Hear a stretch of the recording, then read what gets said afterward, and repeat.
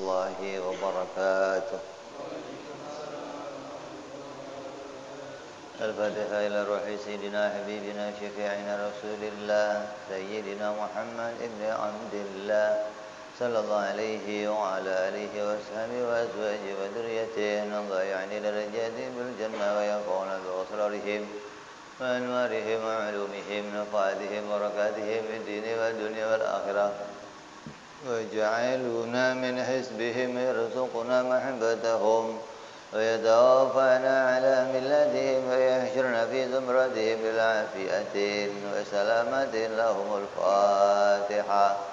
أعوذ بالله من الشيطان الرجيم. بسم الله الرحمن الرحيم.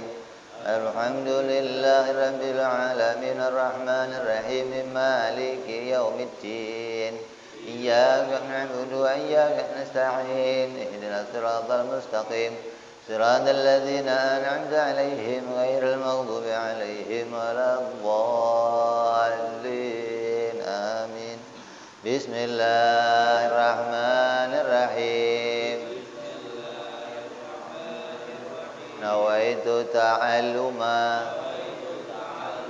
والتعليم والتذكر والتذكير والنفع والانتفاع والإفادة والاستفادة والحث على التمسك بكتاب الله وسنة رسول الله صلى الله عليه وسلم ودعاء إلى الهدى والدلالة على الخير ابتغاء مرضاته وقربه وثوابه وحسن الخاتمة مع اللطف والعافية وصلاح العاقبة. بسم الله الرحمن الرحيم. الحمد لله رب العالمين وبه نستعين على أمور الدنيا والدين. الصلاة والسلام على رسول الله سيدنا وحبيبنا وشفيئنا ومولانا محمد صلى الله عليه وعلى آله وصحبه أجمعين. أما بعد. وقال مصنف الكتاب حضرة الشيخ سعيد بن شيخ أرمية رحمه الله وغفر له ولوالديه ونفعنا به ما في الدارين. اللهم افتح قلوبنا فتوح العارفين وبحكمتك وانصر علينا برحمتك يا أرحم الراحمين.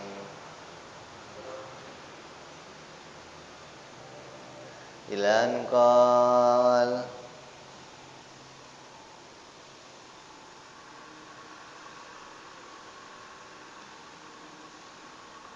lanjut pada pembahasan sifat maknawiyah, itu sifat yang ke-14.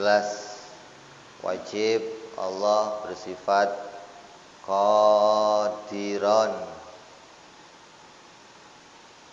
yaitu wajib Allah berkuasa tanpa dengan bantuan alat apapun.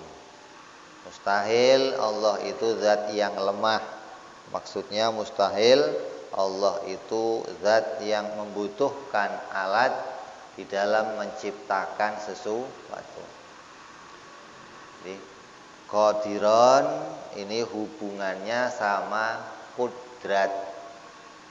Kalau ada kudrat pasti ada qadiron. Kudrat itu kuasa, qadiron yang berkuasa. Jadi kalau punya sifat kuasa pasti orangnya disebut yang berkuasa. Sifatnya kuasa, orangnya yang berkuasa. Putih ini tembok, warna tembok. Kalau putih sudah nempel di tembok, temboknya disebut tembok yang putih. Putih itu sifat. Kalau yang putih itu keadaan yang ada pada si tembok. Hingga tembok itu punya panggilan, punya sebutan gitu loh. Kalau kita mau nyebut kepada Allah, mau berdoa, wahai zat yang berkuasa, wahai zat yang maha kuasa. Nyebutnya apa? Ya kudrat, apa ya qadir? Ya qadir. Di Quran enggak ada kudrat, adanya qadiran. Innallaha ala kulli syai'in qadir. Bukan kudrat, bukan. Kenapa? Karena qadir itu sebutan untuk yang punya sifat kudrat. Karena ada kudrat, maka disebut qadiran. Sama dengan sebaliknya, kalau ada orang disebut qadiran, pasti punya sifat kudrat, gitu loh. Di Quran enggak menyebut kudrat, nyebutnya hanya qadiran.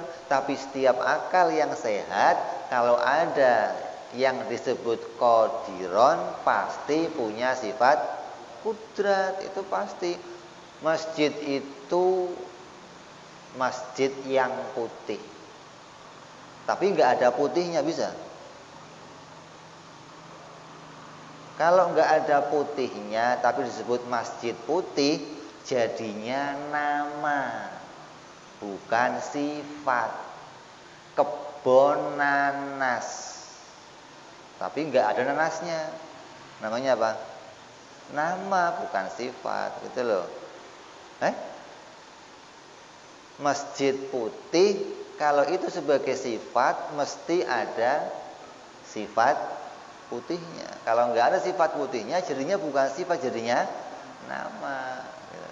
Kayak orang nyebut apa, si botak atau si bewok, tapi udah cukuran, masih disebut si bewok aja, itu berarti bukan sifat tapi nama, gitu loh.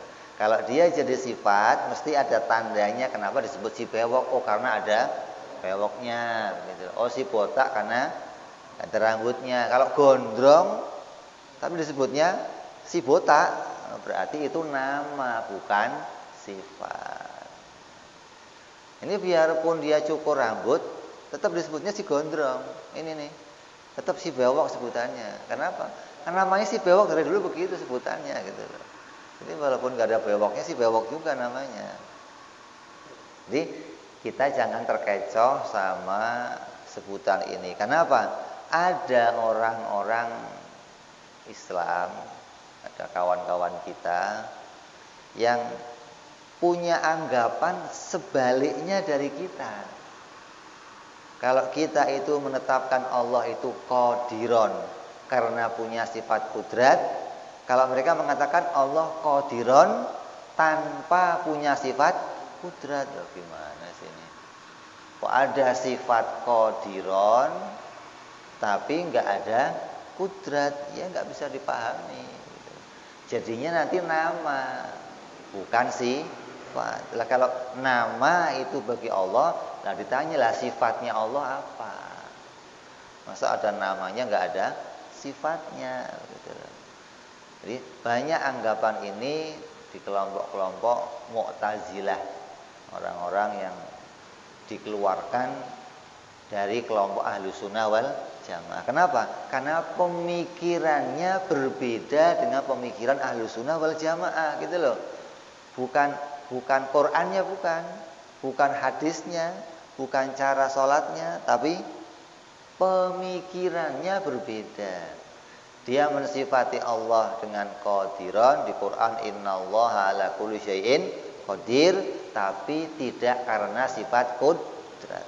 Nah, terus kalau Allah disifati qadiran tanpa sifat qudrat, terus qadirannya dari mana? Oh, kata mereka Allah itu qadiran Karena Allah menciptakan langit, bumi, dan segala isinya. Maka Allah disebut yang berkuasa. Allah disebut yang berkuasa, kata mereka, karena ada yang dikuasai. Gitu loh. Pak Jokowi disebut penguasa karena masih berkuasa di Indonesia. Kalau turun, masih penguasa lagi enggak? Berarti dia penguasa karena menjabat atau masih ada yang dikuasai. Kalau yang dikuasai enggak ada, nah, kalau itu disebutkan pada Allah berarti sama kayak presiden. Allah itu yang berkuasa karena punya langit dan. Nah sekarang pertanyaannya, kalau langit bumi ini belum diciptakan, makhluk semuanya belum diciptakan, Allah berkuasa enggak? Yang dikuasai apa? Yang dikuasai apa? Jadi berkuasa itu bukan karena menguasai sesuatu, begitu loh. Berkuasa itu karena punya sifat kuasa. Enggak urusan sama yang dikuasai, enggak ada hubungannya. Jadi semua sifat-sifat Allah jangan kamu hubung-hubungkan sama makhluk, jangan. Ini sifat yang mandiri. Mau ada makhluk, enggak ada makhluk, dia begini sifatnya, begitu loh. Bukan sifatnya begini karena ada makhluk. Nah, kalau enggak ada makhluk, nanti ganti lagi sifatnya dong. Oh enggak, itu enggak absolut kalau begitu. Allah itu sifatnya absolut. Enggak berawal dan enggak berakhir, tetap. Jadi sifat ini mau ada makhluk ya begini, enggak ada makhluk ya begini, gitu loh. Makanya kita menetapkan Allah itu qadiron bukan karena menguasai alam. Allah itu qadiron karena memang Allah itu mempunyai sifat kudrat, begitu loh. Karena ada sifat kudratnya, maka Allah disebut qadiron. Kayak begini. Ini gambaran yang nyata namanya. Jadi jangan sampai kamu punya pola pikir yang berbeda dengan yang disusun oleh ulama-ulama ahlu sunnah wal jamaah. Pemikiran ahlu sunnah itu sudah super betul, sudah canggih. Kenapa begitu? Di Quran ada ayat yang bunyinya la ikraha fiddin. Artinya apa? Tidak ada paksaan dalam agama. Kadang orang berhenti di situ. Kalau ada orang ngajak orang Islam, ngajak orang lain untuk masuk Islam, enggak ada paksaan dalam agama. Maksudnya apa itu enggak ada paksaan dalam agama itu? Ayatnya dilanjutin dong. Lanjutannya apa? Qad tabayyana rusdu minal ghayy. Enggak ada paksaan dalam agama. Kenapa? Karena agama itu sudah jelas. Wong barang bener, enggak usah kamu paksa-paksa, sudah bener. Ini buku. Kamu nggak usah maksa orang ngomong ini buku. Kalau nggak gue pukulin loh. Perlu nggak? Nah itu nggak perlu dipaksa. Wong sudah bener gitu loh maksudnya. Jadi tidak ada paksaan dalam agama karena agama sudah bener lah.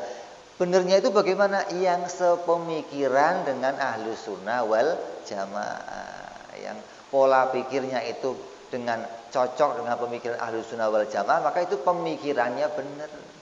Kalau pemikirannya sama dengan Mu'tazilah, walaupun dia dalam Islam, maka itu salah. Kenapa? Pemikiran mereka ini sama dengan pemikirannya Kristen, pemikirannya Yahudi, pemikirannya Syiah. Itu sepemikiran.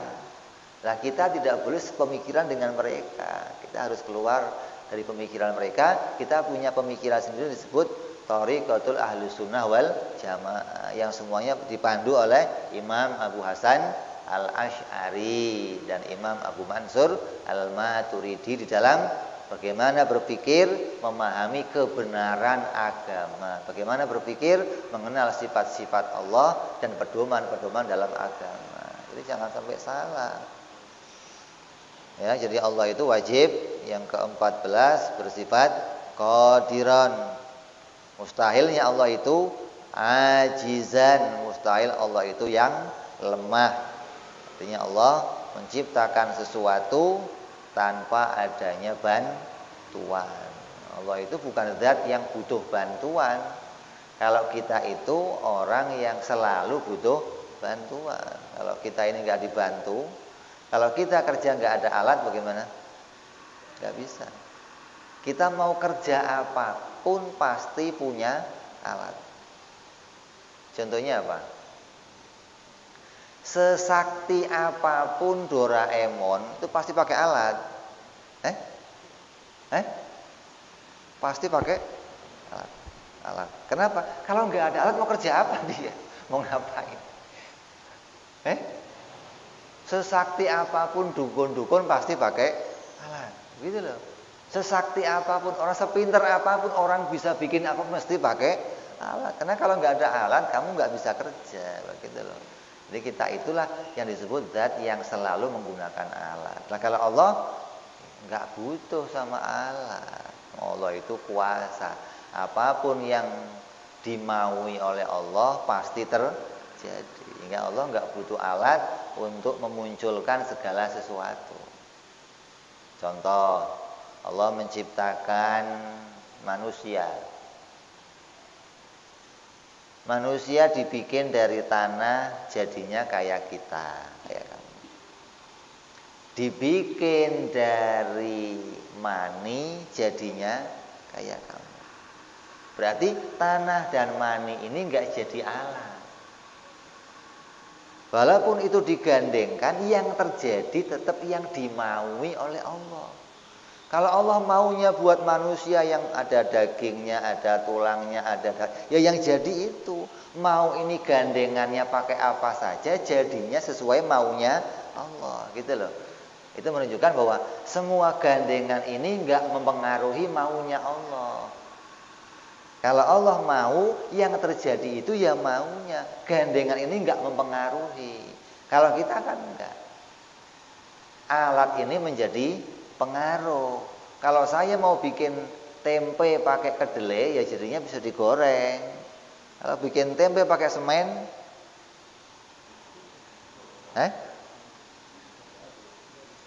jadinya batako, gitu. Jadinya genteng, gitu loh. Begitu loh. Jadi Allah itu nggak butuh itu. Makanya kalau kita mau menggandengkan sesuatu, Allah mampu menciptakan sesuatu bergandengan dengan apapun. Artinya apa? Gandengan ini nggak mempengaruhi yang akan terjadi, tapi yang akan terjadi sesuai dengan maunya Allah. Kalau secara adat kan begini, orang kalau mau kaya ya harus kerja. Ya. Orang kalau mau pinter belajar. Itu menurut apa itu? Menurut adat. Menurut kebiasaan. Dalam hidup kebiasaan kita itu, kalau ada orang pengen pinter ya belajar. Tapi kalau Allah mau bikin orang pinter, ya nggak kaitan sama belajar gitu loh. Contohnya mana? Wa 'allamal adamal asma'a kullaha. Allah mengajarkan kepada Nabi Adam nama-nama. Apa Nabi Adam disekolahin? Adam duduk A, B, begitu kira-kira? Ya enggak dong. Artinya Allah mengisi memorinya Nabi Adam dipenuhi dengan semua nama-nama yang ada. Nama apa saja Nabi Adam ngerti. Bayangin aja. Berarti otak kita itu mampu menampung semua nama di dunia. Kalau kamu kok punya komputer sekarang bisa menampung semua nomor KTP se-Indonesia, itu kecil. Cuman se-Indo ini nama langit, bumi dan seluruh isinya masuk ke memorinya Nabi Adam alaihissalam tanpa dengan sekolah. Allah mengisi memorinya. Itu menunjukkan apa? Bahwa Allah mampu menjadikan orang itu pinter tanpa gandengan dengan belajar. Berarti belajar ini ngapain? Oh, belajar ini digandengkan oleh Allah untuk mendatangkan apa? Mendatangkan kamu patuh atau tidak patuh pada perintah Allah, gitu loh. Kalau kamu kok mau belajar, berarti kamu patuh. Adapun kok punya ilmu, nggak urusan sama belajar. Nggak belajar juga Allah bisa kasih ilmu. Orang mau kaya disuruh kerja. Kerja ini untuk apa? Gandengan kamu patuh sama perintahnya Allah. Lah kalau Allah mau bikin kamu kaya, nggak usah kerja juga kaya. Ada nggak? Ada nggak? Siapa? Siapa? Orang yang kaya nggak kerja siapa? Anaknya Pak Harto, Nabi Sulaiman. Warisannya orang kaya. Nabi Sulaiman kebagian warisan Nabi Dawud, kaya raya. Itu anaknya presiden Arab siapa itu? Raja Saud. Oh, sampai 7 turunan gak habis itu. Kamu juga begitu, kakek kamu itu kaya. Cuman kamu keturunan ke-8, jadi pas jatahnya habis, pas ke kamu begitu loh. Coba Pak, jangan 7 turunan, Pak 8 turunan, kamu masih kebagian. Jadi Allah bisa saja bikin orang kaya tanpa dengan bekerja gitu loh. Jadi yang disebut ini Allah kudrat dan Allah punya sifat qadiron. Begitupun dalam penciptaan segala sesuatu yang terjadi di dunia.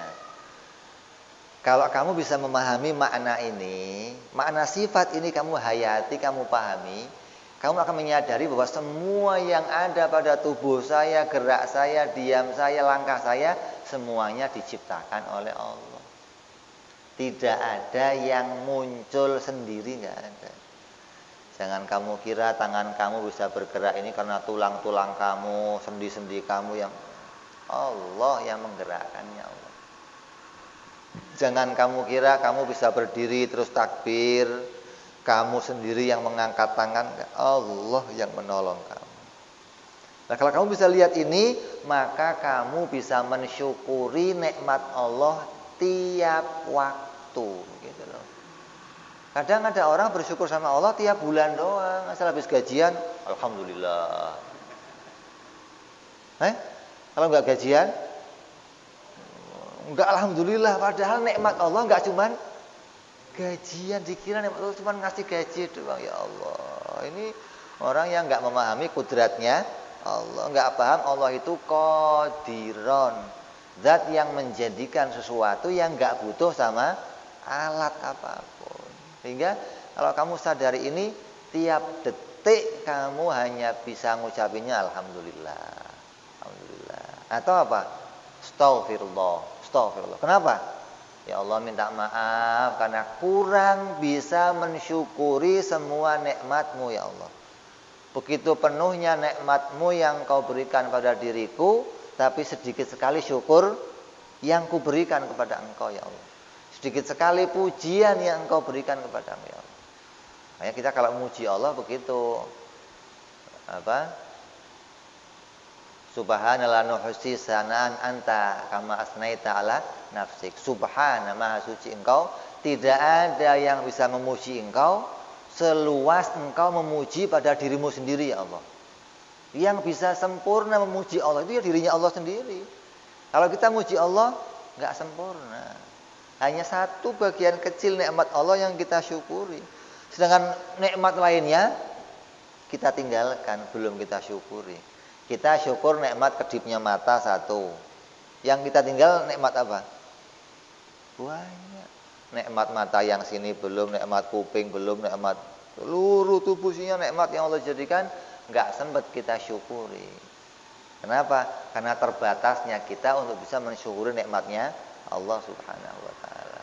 Jadi betapa kalau kita menyadari sifat kudratnya Allah ini, segala yang terjadi itu hanya atas pertolongannya Allah Subhanahu wa taala.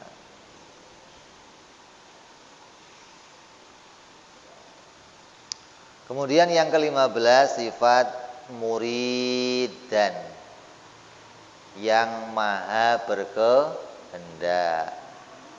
Allah disebut yang maha berkehendak itu bukan karena Allah menghendaki sesuatu, bukan. Allah disebut yang maha berkehendak bukan karena memunculkan segala sesuatu, bukan. Tapi Allah disifati yang maha berkehendak karena Allah mempunyai sifat iradah, Siapa yang punya sifat iradah, maka dia disebut muridan. Kalau sudah punya sifat iradah, maka dia juga punya sifat muridan. Muridannya Allah ini tanpa pikir-pikir. Kehendaknya Allah itu tanpa pikir-pikir. Artinya kamu jangan pernah memahami kalau Allah itu di dalam menciptakan sesuatu itu dipengaruhi oleh yang lain. Contoh.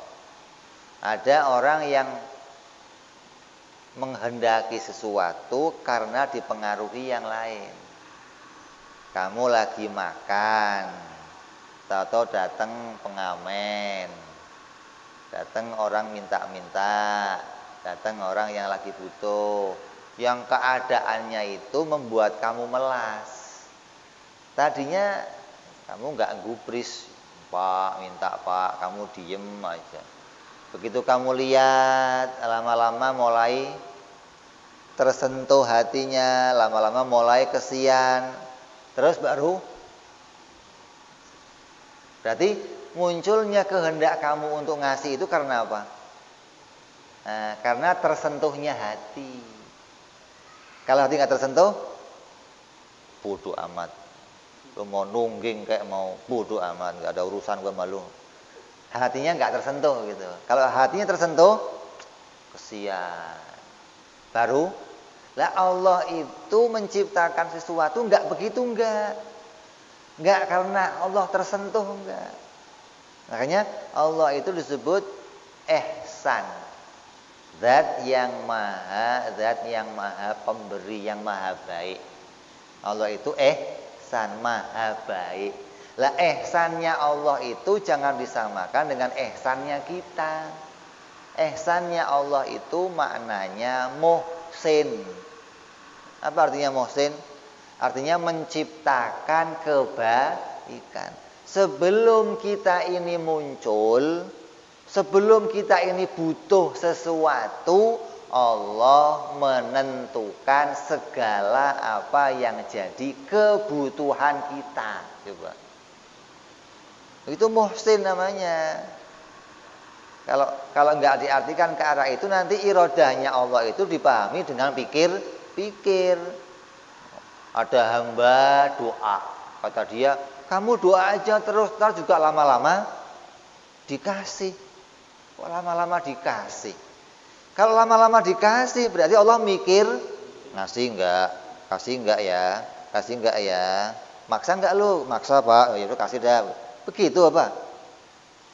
Allah menghendaki sesuatu enggak karena mikir-mikir enggak. Karena Allah menghendaki sesuatu itu sebelum kamunya muncul, semua kehendaknya itu sudah ditentukan, sudah jadi.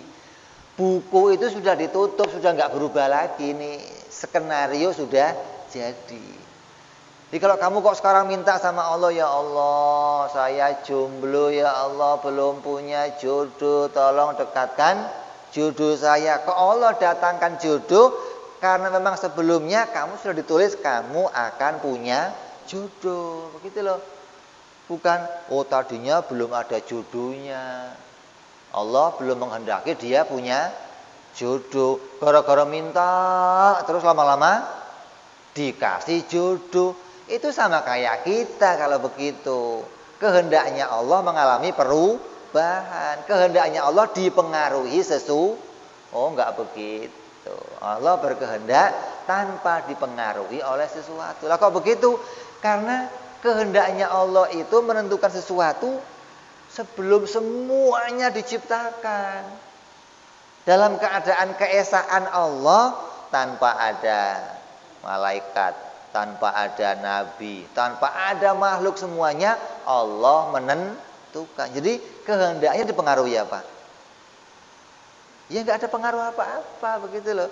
Kalau kehendaknya muncul itu setelah ada nabi, setelah ada malaikat, bisa ini karena kasihan sama malaikat, karena doanya malaikat, karena permintaannya malaikat. Kayak Nabi Adam. Nabi Adam begitu diciptakan di surga sendirian.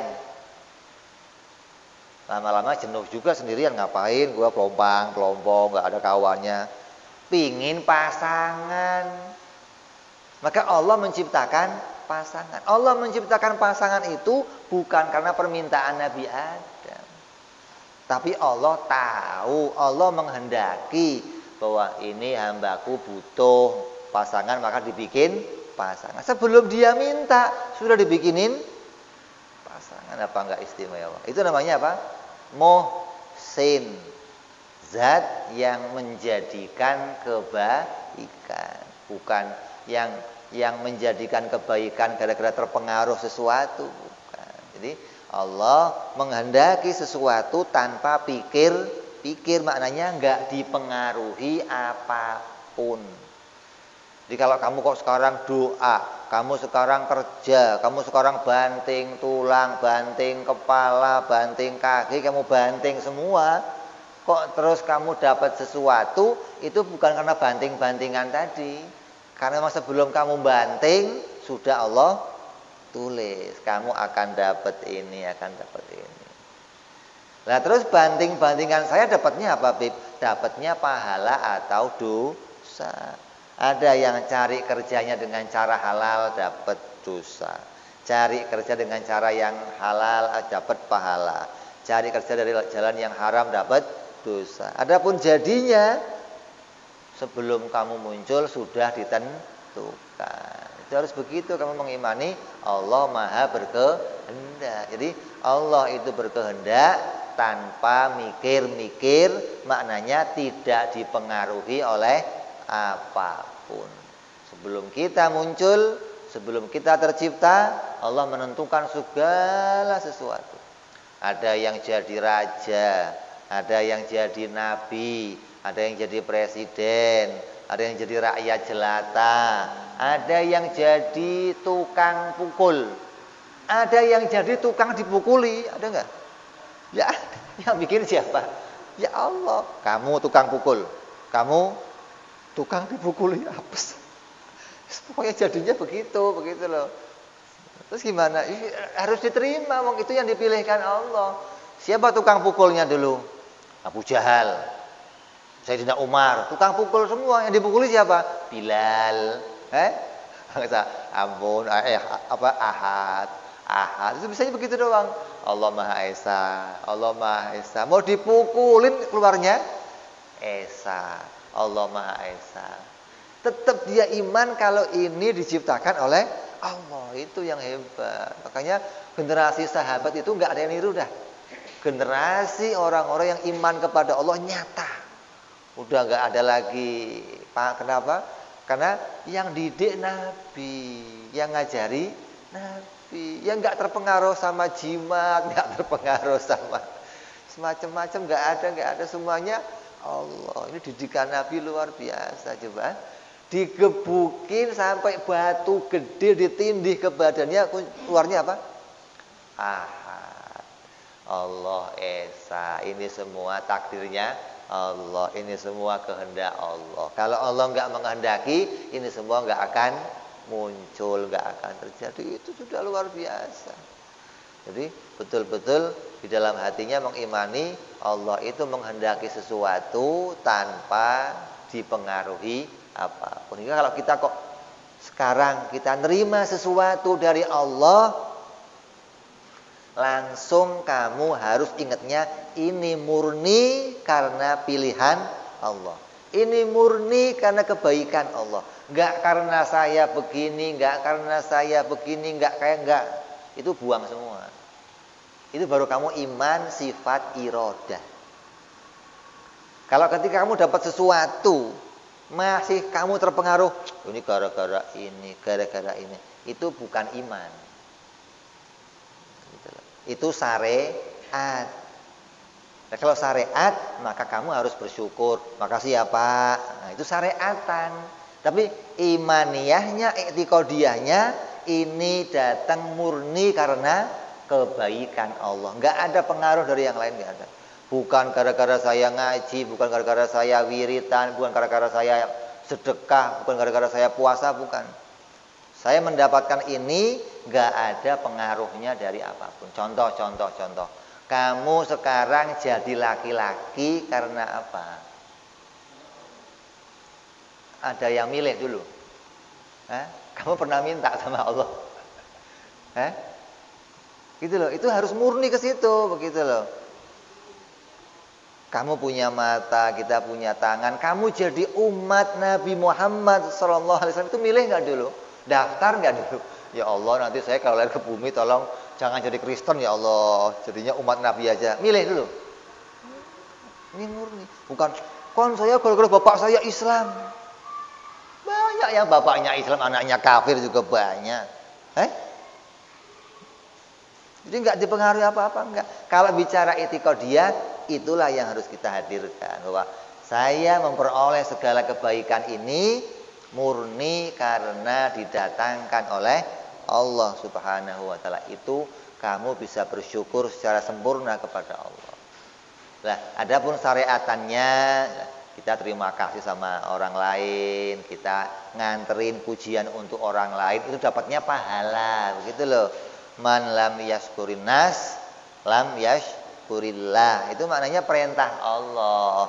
Kalau kamu pengen jadi orang yang bersyukur dengan benar, maknanya i'tiqodan wa syari'atan, ketika hatinya sadar ini pemberian Allah, maka zahirnya juga melihat yang datang itu kamu doakan. Didoakan, bukan terima kasihnya, gara-gara kamu bro, enggak dapat saya ini. Enggak boleh begitu, enggak boleh. Ada orang nganterin, jawabannya apa? Jazakumullah khairan. Semoga engkau mendapatkan balasan dari Allah. Bukan enggak gara-gara kamu ini semua enggak akan terjadi.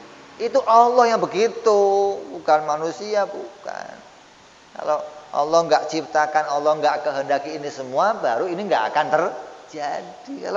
Kalau makhluk itu enggak mempengaruhi iradahnya Allah, enggak. Enggak ada makhluk ya Allah iradah muridan, ada makhluk ya Allah itu muridan. Enggak gara-gara ada makhluk kalau Allah muridan, enggak. Allah wajib bersifatan muridan dan iradahnya Allah tidak dipengaruhi oleh segala sesuatu. Ini murni, nanti muncul rasa syukur kita kepada Allah.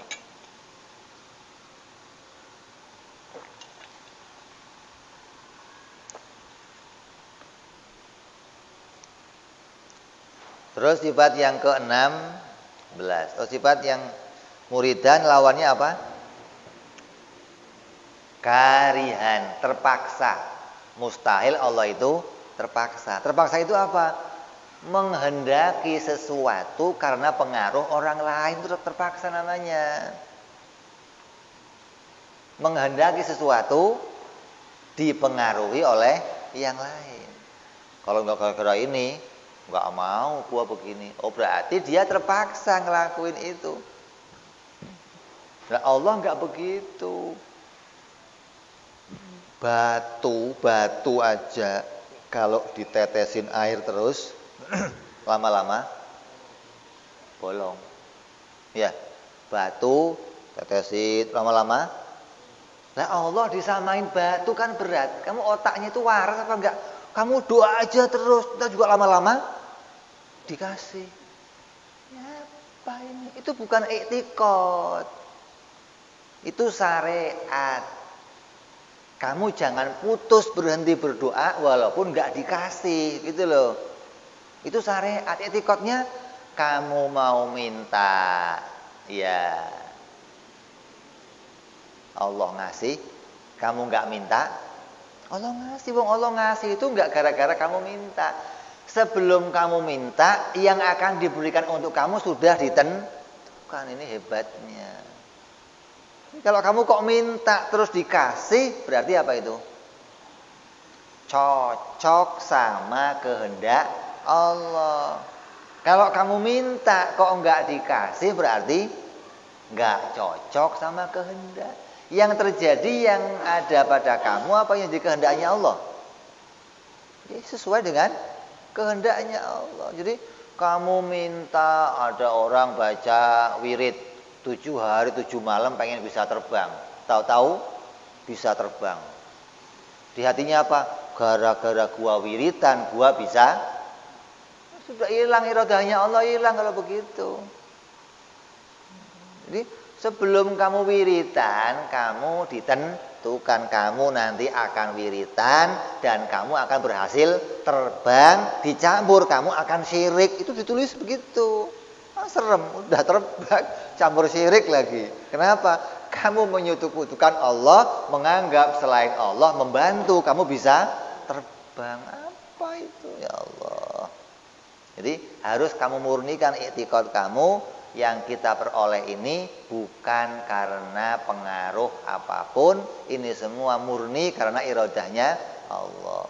Seseorang jadi presiden, seseorang menjabat jadi anggota DPR, seseorang menjabat jadi lurah, jadi RW, jadi ketua masjid, jadi RT, jadi suaminya seseorang, jadi bapaknya seseorang, itu murni pilihannya Allah Subhanahu wa taala begitu.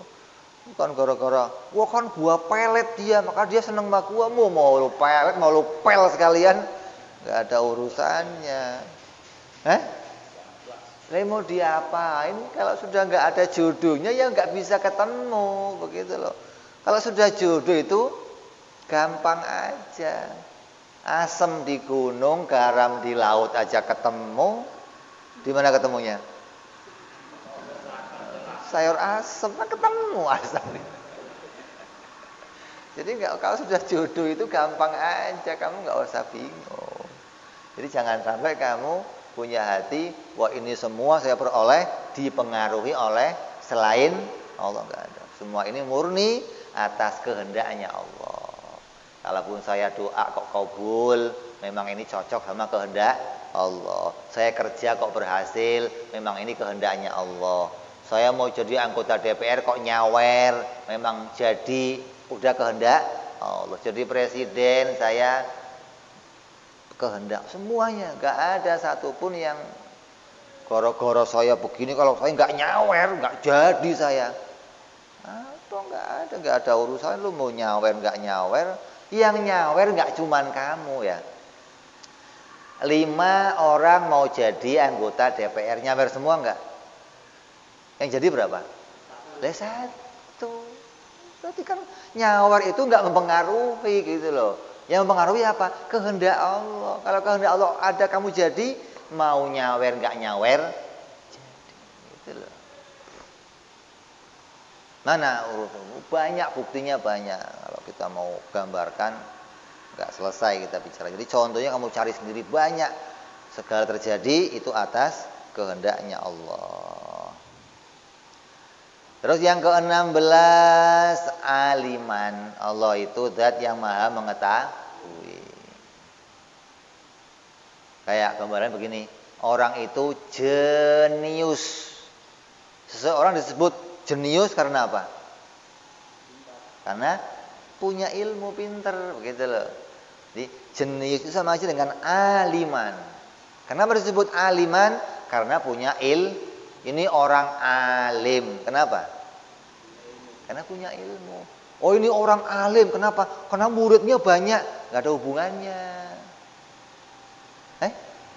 Kalau muridnya banyak baru alim. Kalau gak punya murid, gak alim. Gak ada hubungannya. Mau muridnya banyak, kalau punya ilmu ya alim. Begitu loh. Karena alim itu disebut alim karena punya ilmu. Gak gara-gara punya murid banyak, bukan. Begitu loh. Allah disebut alim, maha mengetahui karena bisa bikin bumi yang indah, bisa bikin segala yang indah. Enggak, itu enggak. Allah disebut alim karena Allah punya ilmu. Allah mengetahui segala sesuatu. Mau bikin alam ya Allah alim, enggak bikin alam ya alim, gitu loh. Kan gara-gara kayak begini. Dia disebut tukang batu, insinyur, tukang batu. Tukang batu kan nggak sekolah. Kalau sekolah insinyur. Kalau kamu tukang batu gara-gara nggak sekolah. Tukang gigi itu nggak sekolah. Kalau sekolah dokter gigi. Ente disebut tukang batu, tukang karena sudah bangun rumah atau karena punya keahlian. Ya begitu. Ini begitu dia bangun rumah disebut tukang batu. Sebelumnya Lima dulu belum tukang. Kok belum tukang? Habis bangun rumah baru jadi. Kok begitu? Gak ada hubungannya. Mau bangun rumah ya dia tukang, gak bangun rumah tukang. Kenapa? Karena tukang itu urusan sama keahlian, bukan pekerjaan yang ngerjain sesuatu, bukan. Begitu loh. Nah Allah begitu. Allah itu qadiron, bukan karena bikin sesuatu. Allah muridan, bukan bikin sesuatu. Allah aliman, bukan bikin sesuatu. Karena memang Allah itu maha mengetahui, maha menghendaki, maha menciptakan. Hingga mau menciptakan ya dia qadir, enggak menciptakan ya qadir. Mau menghendaki ya murid, enggak menghendaki ya murid. Mau muncul kamu ya dia alim, enggak muncul kamu dia ya alim. Ini orang pinter, kenapa? Bisa bikin mobil. Wow. Kalau nggak ada mobilnya, ya nggak pinter. Apa hubungannya? Jadi jangan terpengaruh sama itu. Kita pahami, orang itu disebut pinter, jenius, karena dia punya ilmu. Kalau nggak punya ilmu, maka nggak disebut orang alim. Ini sifat yang ke-16. Kita azan sebentar.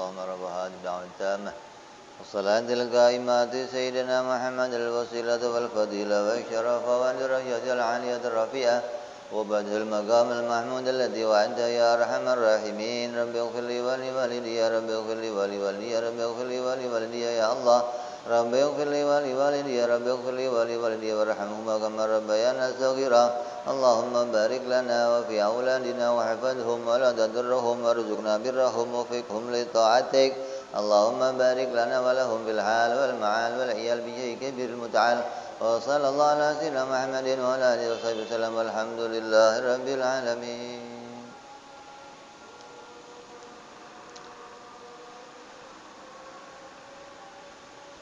Kita lanjut sedikit, masih pembahasan sifat aliman, ilmu. Ini pengaruh, ini hubungan juga yang paling gampang dengan sifat iradah tadi. Jadi Allah itu maha mengetahui. Yang kamu inginkan apapun itu Allah tahu. Jadi nggak usah kamu minta, Allah itu tahu. Nah, kalau kamu nanti belajar kitab hikam, doa itu yang paling istimewa itu menyandarkan keadaan kamu kepada Allah. Gak usah pakai ngomong, gak usah.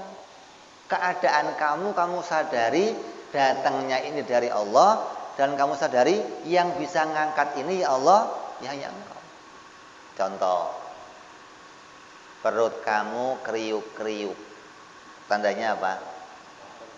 Perlu doa kamu, ya Allah, lapar ya Allah. Tahu nggak Allah?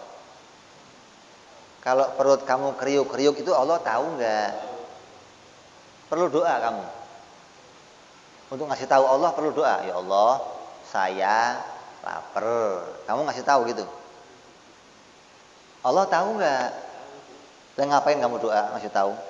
Nggak perlu. Makanya di kitab hikam itu apa? Yang perlu dikasih tahu itu yang berpotensi lupa. Itu perlu dikasih. Lah Allah punya potensi lupa. Jadi nggak perlu kasih tahu. Jadi kalau kamu doa itu, kamu bukan mau ngasih tahu kebutuhan kamu sama Allah, bukan. Apa kamu kira Allah nggak tahu kebutuhan kamu?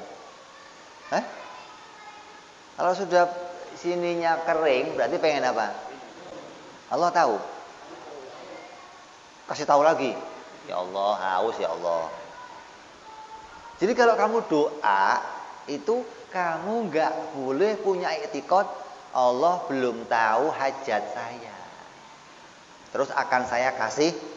Wah, ini rusak. Rusak i'tiqad kamu, rusak. Jadi doa saya ini ngapain? Allah perintah saya doa. Gitu loh. Apa yang jadi keadaan kamu sampaikan sama Allah. Jadi ketika saya doa, saya hanya menyampaikan perintah Allah, bukan mau ngasih tahu, bukan. Jadi etikot kamu harus begitu. Allah mengetahui segala sesuatu. Yang kamu peroleh, yang kamu diberi oleh Allah semuanya itu diketahui oleh Allah. Allah tahu nanti akan ngasih kamu ini, nanti akan kamu ngasih ini. Sampai nanti yang di surga, yang selama-lamanya nggak terbatas, Allah tahu detik ini kamu akan dikasih apa, detik berikutnya akan dikasih apa, detik. Apalagi cuman yang 60 tahun di dunia.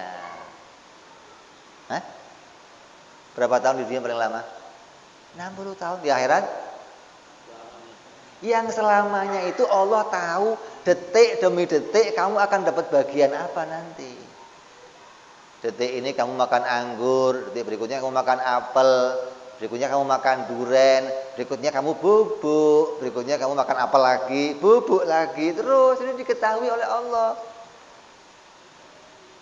Apalagi yang cuman 60 tahun, ya Allah. Bagaimana Allah nggak tahu jelas dengan kebutuhan kita, begitu loh. Nah, adapun kita doa, kita minta, itu bukan mau ngasih tahu Allah. Allah itu nggak berpotensi lupa, hingga nggak perlu kamu ingatkan. Ini kata orang alim, doa cukup sekali, cukup. Ya Allah, belum punya jodoh ya Allah, pingin jodoh, sudah cukup. Allah tahu nggak usah. Ya Allah, belum kawin ya Allah, minta lagi besok, minta lagi ini. Nah, mintanya itu syariatan, begitu loh. Bukan i'tiqad. I'tiqadnya Allah tahu yang saya butuhkan, Allah tahu. Sehingga kalau kamu doa, kok yang kamu minta itu enggak datang, dapatnya apa kamu? Pahala, gitu loh. Karena doa itu memang tujuannya untuk mencari pahala. Adapun yang kamu akan peroleh itu bukan pengaruh doa kamu, bukan. Itu ada dalam kehendak Allah. Itu diketahui oleh Allah. Adapun saya doa ini karena perintah Allah. Jika saya kok doa tiap waktu doa, Asal sholat, Rabbi zid, Rabbi firli, warhamni, wajibur, doa lagi. Duduk, doa lagi. Doa lagi. Emang kamu nggak bosan ngingetin Allah? Bukan ngingetin, Bib. Itu memang perintahnya begitu. Suruh dibaca, ya saya baca. Kamu doa kunut tiap pagi. Allahumma dini fiman hada, besok Allahumma dini, minta aja. Muter, tawaf. Rukun pertama, doa. Kedua, doa. Tiga, doa. Kok minta melulu? Perintahnya begitu. Jadi kalau ada orang kena korban kitab hikam, Tuhan itu nggak perlu didoakan, nggak perlu dimintai terus menerus, sudah cukup sekali aja. Nanti rusak agamanya. Kalau dia terpengaruh itu nanti rusak. Artinya apa? Ketika doa kunut dia nggak doa lagi. Kenapa? Udah kemarin saya kunut. Kan rusak. Waktu tawaf rukun pertama udah doa, rukun kedua tadi udah.